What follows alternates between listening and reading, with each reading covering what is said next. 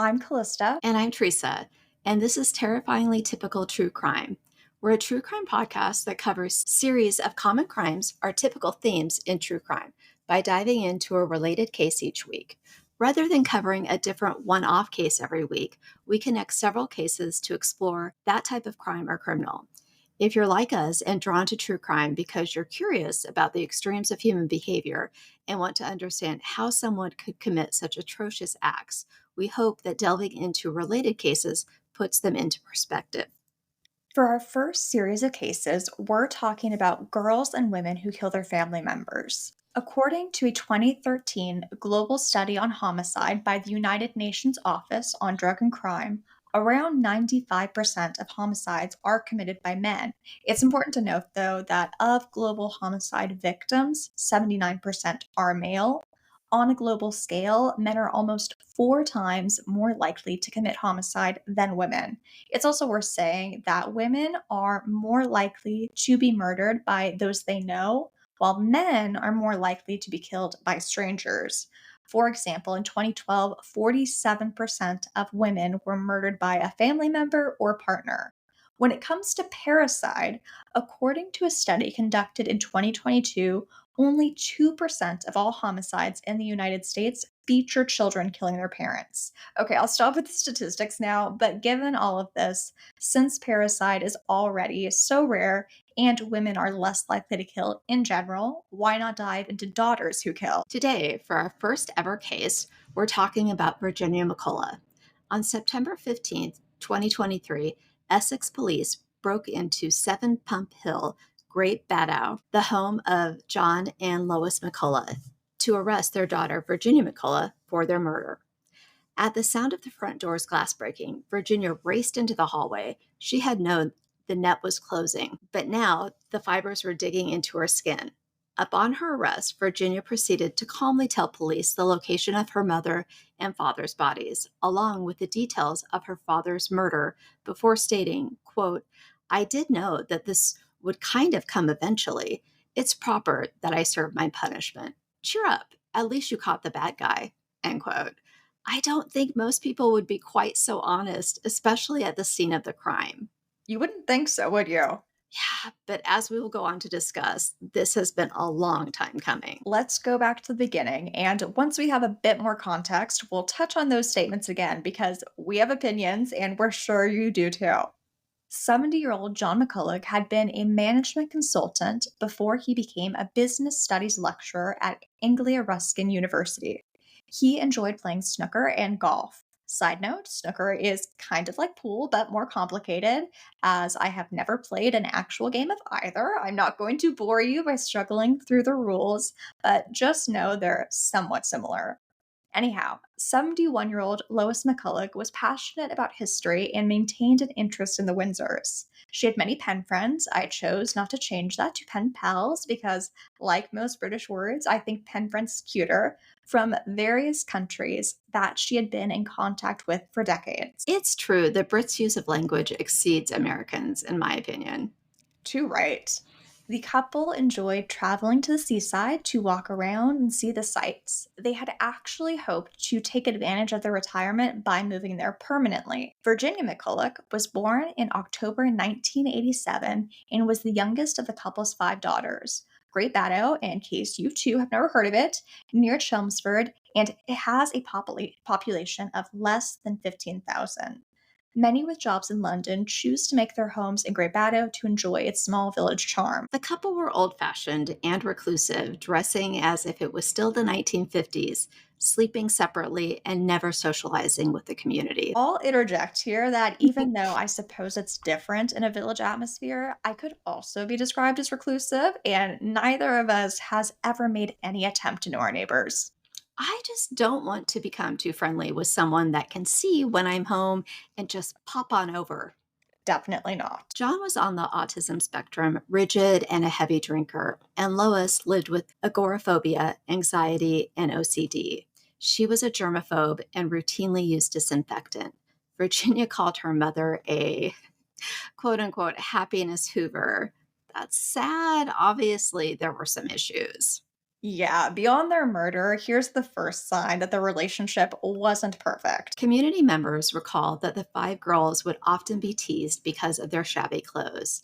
However, some note, and we think this is important to say, that John and Lois were a couple living on a modest income, raising five children, so they didn't have the option to buy expensive clothes. Nonetheless, Virginia was bullied at school and called Smelly Jenny and Pissy Jenny. Kids really fucking suck. I mean, that they do. Are they picking up being shit little humans from their parents or their peers or both? Probably both. Of course, not all kids suck. Don't come for us. Based on the latter nickname and a comment by prosecutor Lisa Wilding that Lois punished one of the girls for wetting the bed, I think we could surmise that it was Virginia. Social services were even involved at one point in time. A former coworker of one of the couple's older daughters stated that as a teenager, she was scared of her father and had said he once made her use a pair of scissors to cut the grass as a punishment. The coworker said that she left home as soon as possible and didn't come back, which seems perfectly understandable. It does, but let's pause here to say that one source stated that Virginia's siblings described their parents as, quote, functional rather than affectionate, end quote. That sucks for their daughters, but maybe that was how their parents were and the way they were raised. I think a lot of kids aren't raised with affection, and that is really going to affect your relationships with others.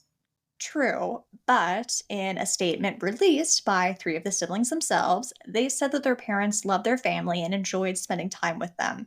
One of them even said that their parents were completely blameless victims. They, of course, could be choosing to focus on the good times, but I'm inclined to say that the community members now speaking about John and Lois being less than ideal parents are trying to do what everyone does: explain away the crime and convince themselves it could never happen to them by painting the murdered couple as having a role in their deaths. I'm not saying they were perfect, no parent is. And if Lois punished Virginia for wetting the bed, or John made one of the girls cut the grass with scissors, neither of those things is okay. But I don't think we can say that they were horrible parents and that's why Virginia murdered them. In fact, Justice Johnson said at Virginia's sentencing that although she accused her parents of emotional neglect when she was a child, her sisters don't back up all of these claims, and Virginia was in her 30s when she killed them, so it doesn't seem to be the reason she murdered them. I would say that the reason is entirely different, as we'll go on to discuss later. Yeah, despite all of that, in June 2019, Virginia was in her early 30s and living with her parents. Her four sisters had all moved out, but Virginia had continued to live with her parents.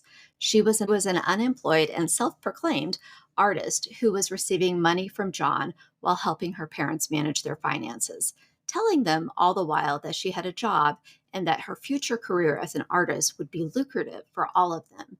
In reality, Virginia hadn't had a job in years. Virginia had secretly gotten control of John and Lois's finances years before she murdered them and had forged documents to throw suspicion off herself. She had also taken out loans in their names without telling them, spending the money shopping and gambling online. She had reportedly spent £21,193, or around $30,000, on online gambling between June 1st, 2018 and September 14th, 2023.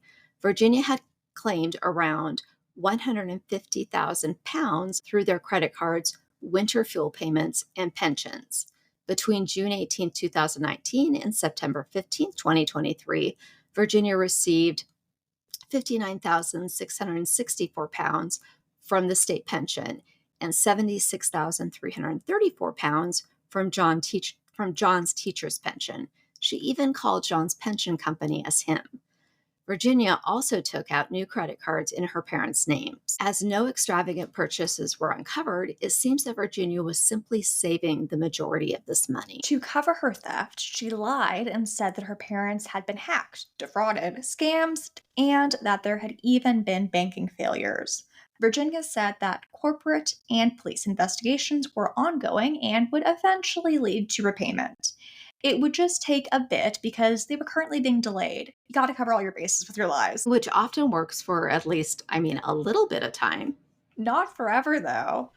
As John was dealing with hypercholesterolemia, hope I said that right, which is a type of high cholesterol, as well as hypertension, glaucoma, and type 2 diabetes, Virginia invented her own fake medical conditions. And after John and Lois told a neighbor that they would retire to the seaside town of Walton on the Naze around 2016, Virginia sent postcards and birthday cards from there and her parents' names. She made excuses for why her parents couldn't come in person, told her siblings that their parents were perfectly fine, and even created elaborate lies about their daily routines to cement her made up story. Around 2019, she started telling neighbors that John and Lois had actually moved to Walton on the Naze, and one reason she gave was that this was due to people gossiping about them.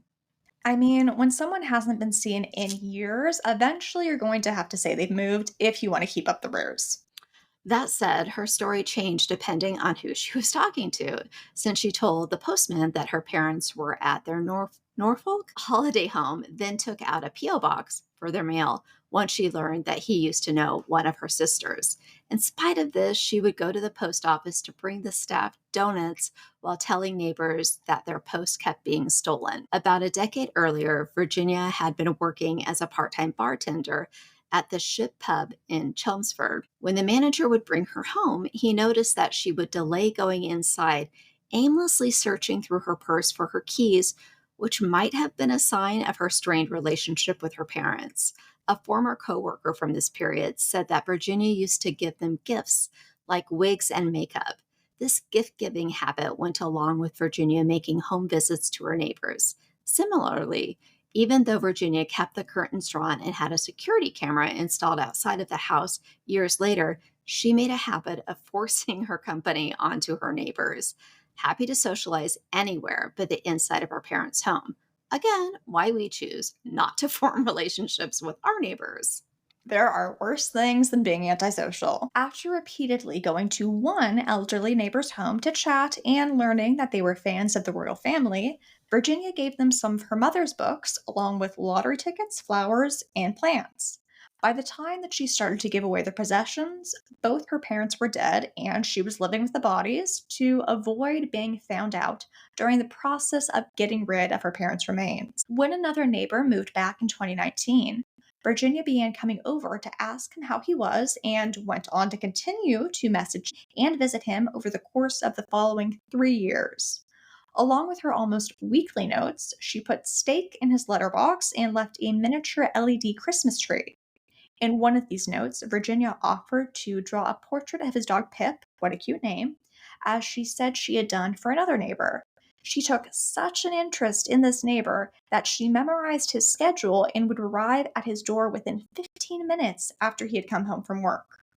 That would drive me crazy. I mean, the poor guy. Can you imagine you have worked all day and you just want to go into your house and shut out the world? Not invited in. That's a reason right there to move if you can. Knowing her odd behavior wasn't enough to report to the police, he began compiling a file filled with evidence, which he gave to police upon her arrest. She gave another neighbor food and tools, including another stake and two saws. I mean, that is obviously some questionable behavior. I kind of love that the one neighbor kept a file. I mean, good on them.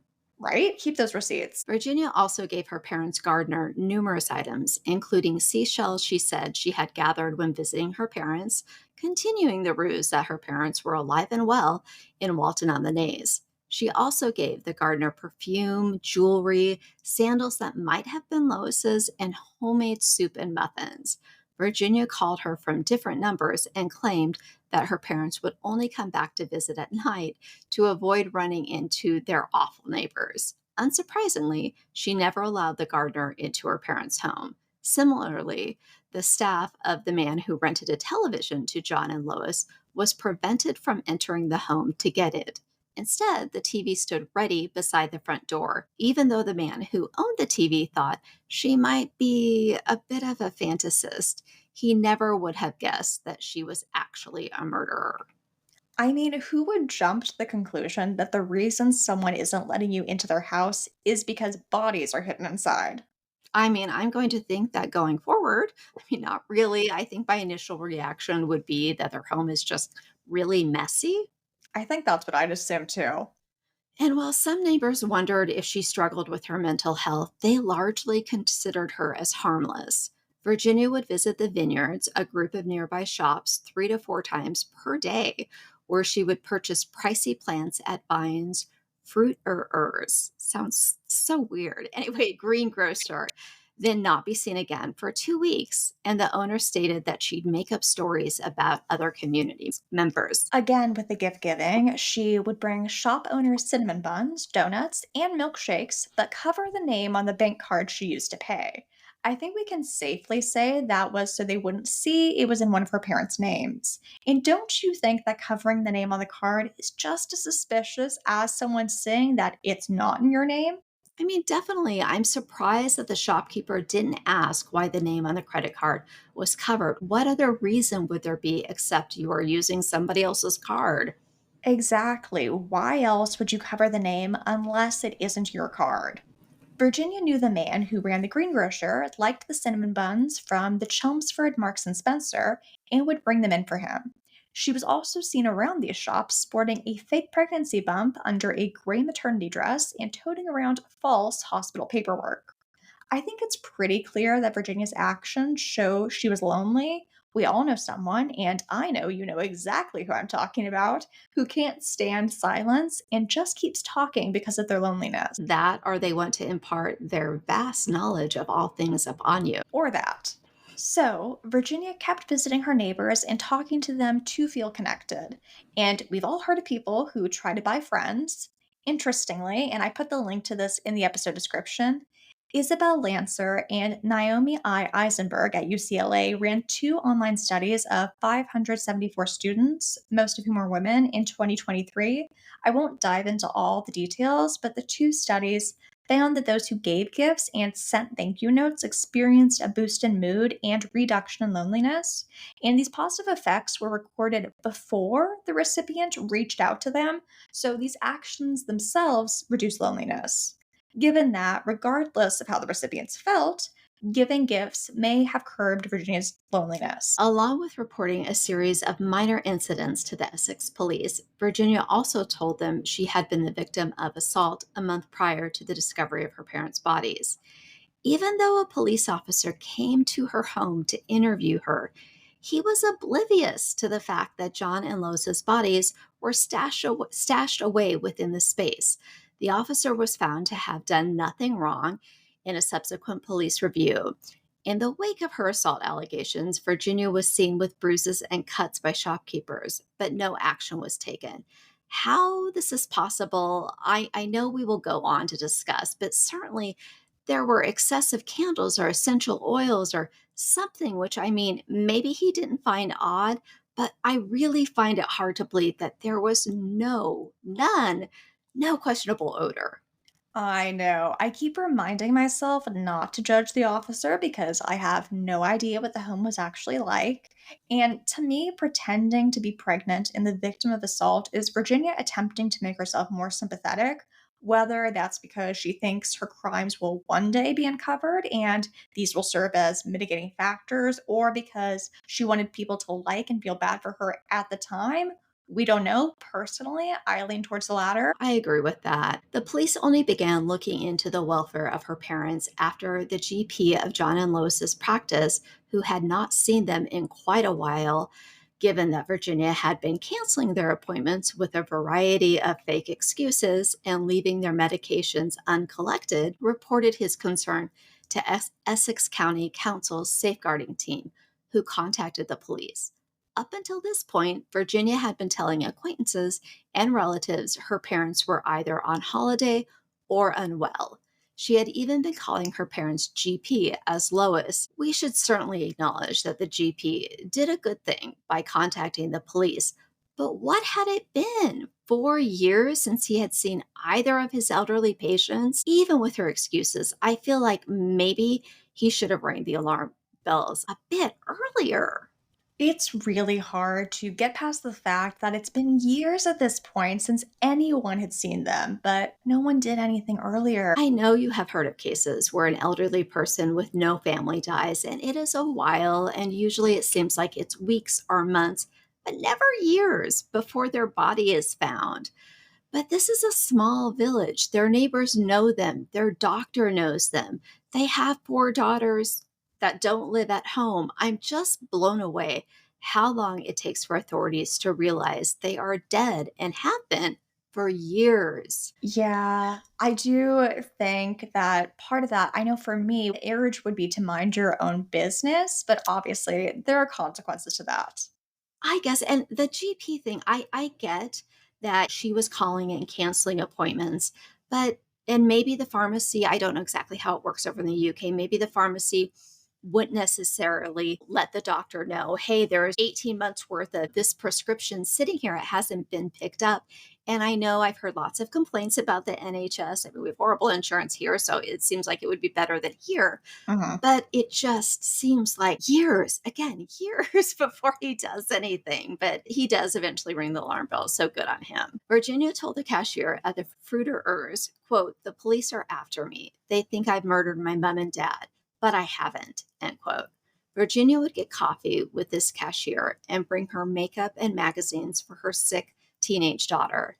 The cashier said that she couldn't believe Virginia murdered her parents and still thinks of her as sweet. Why you would share that, it boggles the mind. Maybe some part of her wanted to get caught. She was working overtime trying to convince everyone that her parents were just fine, nothing to see here, just move on. It's hard not to think that on some level she wanted to get caught. And as for the cashier, I guess I can understand not wanting to think you've been duped and wanting to believe the best of someone you had gotten close to. Okay, we're back to where we started off.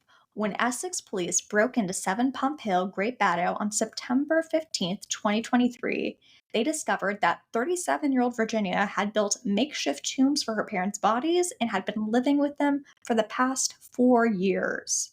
Virginia had started preparing to kill her parents in March 2019. She stockpiled prescription drugs, and in May, she bought a knife and other tools to split and crush the pills. She then put small doses in her parents' lunches to observe their effect and drugged John's drink 2 days prior to the murders as a trial run. If this doesn't show premeditation, I'm not sure what does. Also, what a power trip knowing, what she is planning and almost playing with them. I mean, did she have a little notebook where she wrote down, okay, 6 pills mashed up in his porridge, made him feel sick, but no other signs? Gave mom 8 pills and her bangers and mash, and she became violently ill. You kind of have to assume she did, or at the very least made mental notes like no noticeable effect, must up dosage. On June 17th, she poisoned her father's alcoholic drinks with the crushed prescription pills. Yet, even though Virginia had put prescription drugs in both her parents' drinks, in the evening, she found John dead in bed the next morning, but her mother was still alive. There are two reasons John died, but Lois didn't. The first is that Lois hadn't drunk her entire drink, and the second is that Virginia had put less medication into hers than in her father's. Maybe she thought her mother was smaller and wouldn't need as large of a dose, or maybe she had used up more than she had thought in her prior poisonings. Either way, Virginia had to go to her backup plan. She first hit Lois in the head with a hammer. Still conscious, poor thing. Anyway, Lois attempted to stop her daughter's attack, asking what she was doing and fighting for her life, as her defensive injuries showed. Virginia then fatally stabbed her mother 8 times, 7 of those being in the chest, with a kitchen knife she had bought expressly for that purpose. That's just so dark. Stabbing someone, in my opinion, is way more personal than poisoning someone's food or drink. I'm not sure it's more personal. I feel like I've heard of many a spouse poisoning their partner, but it definitely requires more physical effort. They are both twisted, obviously, but I feel like you are almost observing when you have a poisoned a person's food or drink, and stabbing is up close and personal. You are actively killing them. That's true. But Virginia had cut herself while stabbing Lois, so that same morning she went to the GP to get that cut to her hand treated, claiming she had gotten it while cutting vegetables. She then went to buy the items she would use to hide her parents' bodies in Chelmsford town center.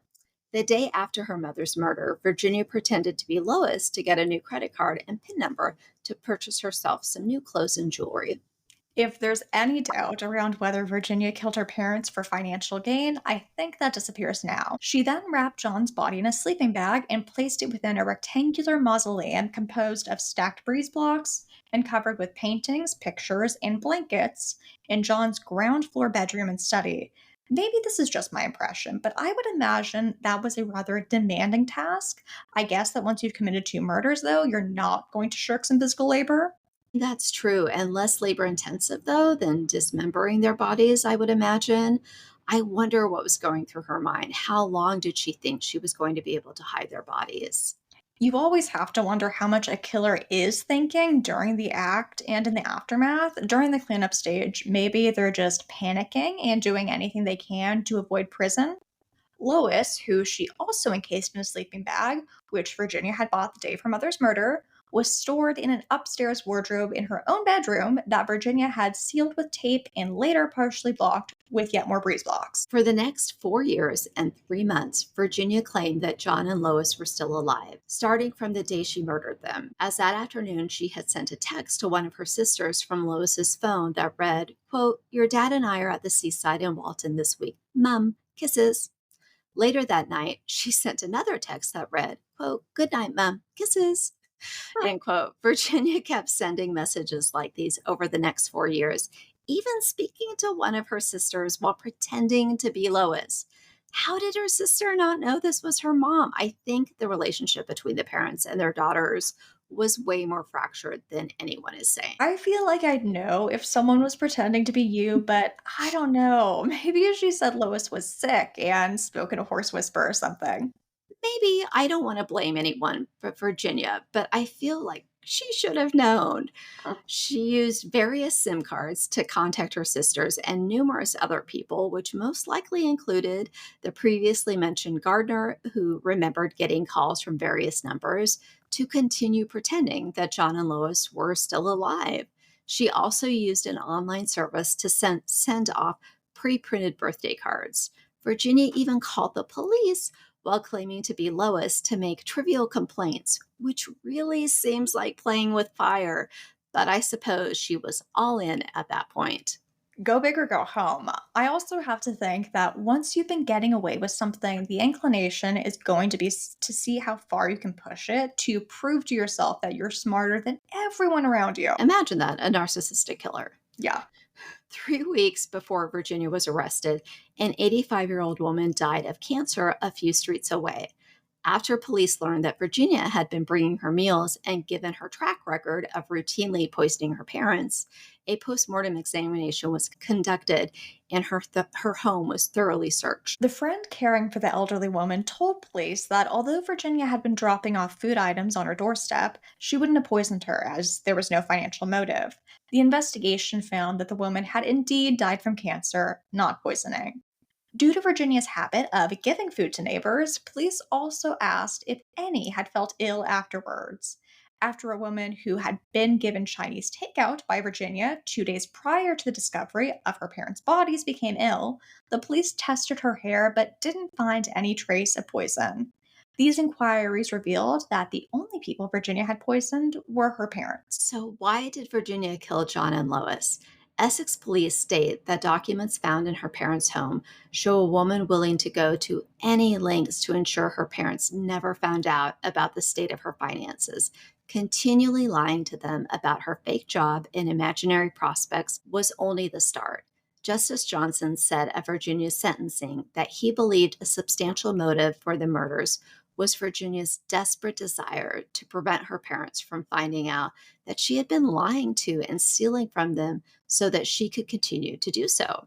She thus killed them for the same reason she had been deceiving them, for financial gain. The judge also mentioned Virginia's mental state. Medical experts for both the defense and prosecution created reports, and they, along with other evidence, noted that Virginia was experiencing symptoms that indicated that she was on the autism spectrum, had a personality disorder, and possibly also experienced depression when she killed her parents. In the aftermath, she had also developed some symptoms of psychosis. As you would if you were living with two dead bodies. The fact that she is on the autism spectrum could account for the matter of fact way she confessed her crimes when she was arrested. See the composed way she spoke about her crimes at the beginning of the episode. It could also explain that once in custody, despite saying that it would be hardest to talk about the grisly detail that was the murder weapon she used on her mother, she then matter of factly stated that, quote, it's in the middle underneath the stairs. It will still have blood on it. It's rusted, but it will still have blood traces on it. End quote. One of the reports proposed that being on the autism spectrum might have caused Virginia to feel trapped, which caused her to kill John and Lois. Because while she claimed that she wanted to escape her parents, it seems she wanted to escape the situation she had got herself into, since she was nearly 60,000 pounds in debt by the time she murdered her father. However, because none of the evidence shows that this would have compelled her to steal from and deceive her parents, and even if she felt killing her parents was her only option, the reason she chose this course of action was for financial gain, not because she was on the spectrum. Also, we've heard of plenty of criminals who weren't on the autism spectrum but felt that murder was the only viable option they had. Several family annihilators spring to mind. Yeah, definitely. These murders followed months of planning, and there is no evidence to suggest that Virginia didn't understand her actions were immoral. Because Justice Johnson did not believe her mental health was a mitigating factor, on October 11th, 2024, at Chelmsford Crown Court, he sentenced her to life in prison with a minimum term of 36 years before release can be considered.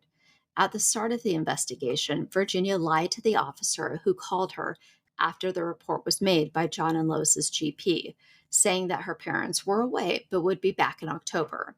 However, she confessed when police broke into her house, then gave them her passwords and PIN numbers so they could look through her devices, even though she didn't cooperate in an interview or plead guilty in the magistrate's court. She did enter a guilty plea to 2 counts of murder once arraigned. She also expressed some remorse, such as in recorded calls around the time of the murders. In addition to the statements we read out at the top of the episode, another comment she made when the police came to her house was, quote, I mean, I deserve to, obviously, get whatever's coming sentence-wise, because that's the right thing to do, and that might give me a bit of peace, end quote. And does indicate that she outwardly accepts the consequences of her crimes. She's also reportedly been exhibiting good behavior while in custody. We should also mention that Virginia cried when listening to herself describe her mother's murder in the recorded interview, but whether that was because she felt remorse or because she knew her fate was sealed, we don't know. Virginia also said that she had to walk into the bedroom where her mother was listening to the radio in bed 3 separate times to steel her nerves before attacking her. However, while Lois looked at her in disbelief, Virginia stated that she knew it had to be done, which speaks to her level of premeditation as well as her belief that she had no other option. Because Virginia covered up her crimes by hiding her parents' bodies and continued to spend their money, Justice Johnson imposed a minimum term of 34 years and 341 days, since she's been in custody for 389 days, before she will be eligible for parole after 36 years of her life sentence has been served. He decided to reduce the minimum term by 4 years because she pleaded guilty and spared everyone a trial. During sentencing, Virginia was reported to express no emotion while she kept her eyes on the floor. Her lawyer, Christine Agnew, stated in court that Virginia understands that she has caused her sisters such pain they are unlikely to recover, and that Virginia feels happier now that she's in prison. In letters to a neighbor that Virginia sent from prison, she stated that the murders didn't reflect the real her. She had previously told this neighbor and his wife that their kids were lucky to have them as parents, which does seem to indicate that, from Virginia's perspective at least, her childhood and relationship with her parents couldn't be described as ideal. So, how did she get away with it for 4 years? She apparently had form for lying, as one of her sisters stated that she had always been a compulsive liar. Beyond lying about where they were and pretending to be her mother, since she killed them in 2019, for a good portion of the time in which no one saw them, the country was in various lockdowns due to the COVID-19 pandemic, so not seeing people you normally would have wasn't anything out of the ordinary. Also, I didn't know that there was a difference between compulsive liars and pathological liars, and since Virginia seems to have become a pathological liar by the time of her arrest, I thought I'd provide a brief overview. Basically, compulsive liars lie because they can and it becomes a habit. They lie in situations where they don't have to, such as to make themselves look a little better, but not to get anything substantial. Pathological liars, on the other hand, lie to either harm someone else or to get something for themselves. Because Virginia lied for financial gain, particularly to her parents before their murders, and then when pretending they were still alive, I, as someone who's not a mental health expert, would classify her as a pathological liar. But what about the smell of decomposition? Beyond her father's makeshift tomb and the sealed wardrobe she kept her mother in, her parents' gardeners said that whenever she opened the door, perfume wafted out, and Virginia always seemed to smell of perfume, presumably in an attempt to cover this notoriously strong smell. Given that the police officer who came to the house after Virginia's assault allegation didn't smell anything, it seems that sealing off their bodies and making liberal use of perfume was effective. I just find that crazy. All I can think of is the cloying smell of cheap perfume. Not passing judgment. Maybe she used some of her ill gotten funds to purchase, I don't know, more expensive perfume. But in my humble opinion, there is no way perfume, cheap or not, would mask the smell of decomp. This wasn't the telltale heart. That's good.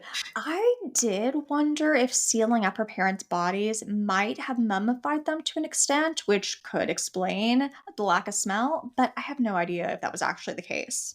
Yeah, I just have this image, I guess, of what she did with them. I don't wanna have the image, but unfortunately it's in my head, and I'm Mhm. just thinking, she didn't professionally put bricks and mortar and completely seal it. I don't know, I guess it's just gonna be something that boggles my mind. Yeah. I know sometimes, and it is a sad fact, that elderly victims are sometimes not reported missing because they don't have any family members nearby or they live a really reclusive life. However, that wasn't the case here. John and Lois had four daughters that didn't live with them. I think the COVID pandemic might have compounded things a little, but I think the relationships the daughters had with their parents must have been way more, well, I'll use the word again, fractured than they acknowledged. How could you go 4 years without seeing your parents? That fact does make you wonder how close they were, although you could be on good terms with someone and just talk to them occasionally, and everyone has a unique relationship with their family. That's a good point and very true. All right, everyone, that's our first episode. Next week, we'll be continuing our series on Daughters Who Kill when we discuss the cases of Verity Beck and Shabnam Ali. All the sources we used for this episode are in the show notes below. If you'd like to suggest a case or theme for us to discuss, feel free to email us at terrifyinglytypicalpodcast@gmail.com. You can also follow us at Terrifyingly Typical Podcast on Instagram and at Terrifyingly Typical Pod on TikTok. Leave us a comment below to let us know what you thought of the case. We'd love to hear your opinions. See you next week.